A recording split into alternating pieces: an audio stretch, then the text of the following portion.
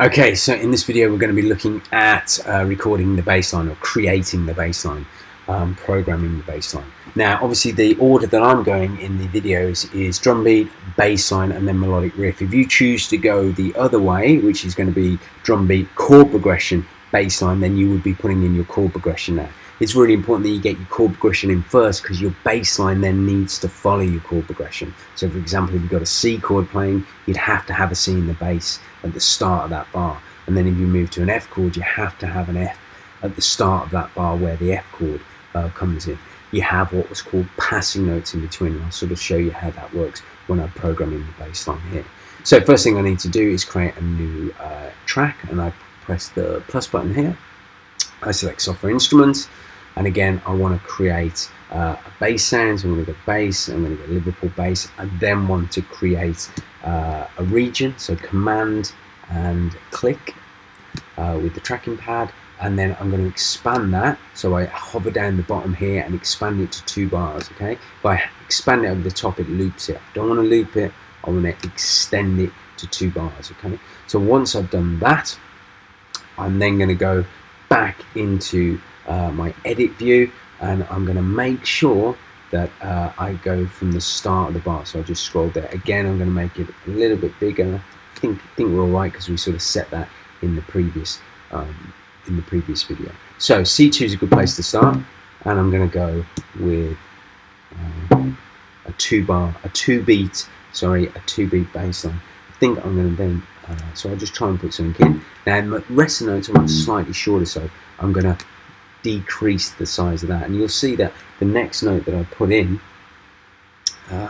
fact I think I'll have a bit of a rest there. The next note I'll put in, it will go in at that note length. Okay, so we'll put that instead of trying to put it there, and then what we're going to do is we're going to go up to the high C, and again I want that to sort of go for 3 beats this time. So again, so when you see me enter the next note, which I'm going to do as a B flat, you'll see it goes in as a 3 beat note, which I don't want because I want to just I want these nice and short here. Okay, and then I'm going to go down to G again, I think, and then I'm going to go to an E flat. So I just press command, that turns it to a pencil, and I just hit the tracking pad, and then I'm going to go to F, and that's my sort of first. Let's put that there. Actually, no, that's there. And that's on here. So let's have a quick listen to that. That sounds quite nice, quite funky. So I'm then going to put a sort of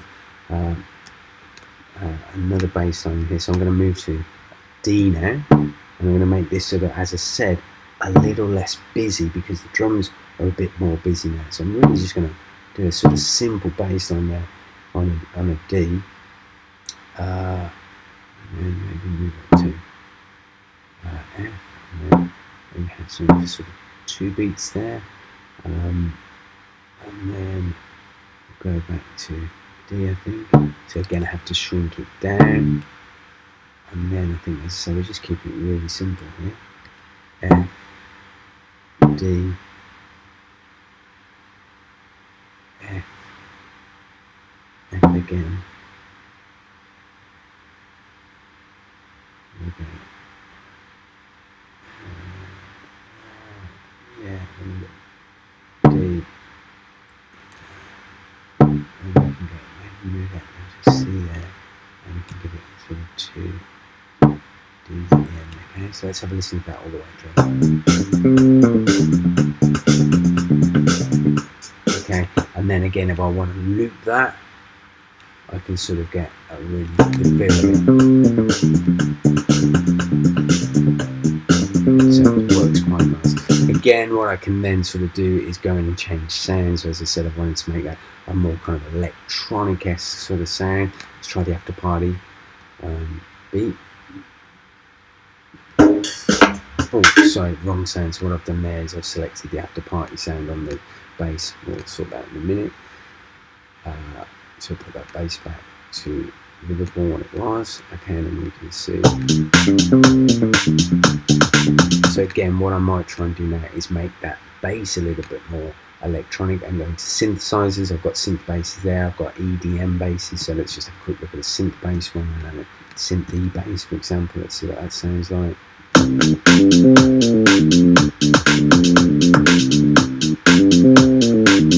Okay, neon synth.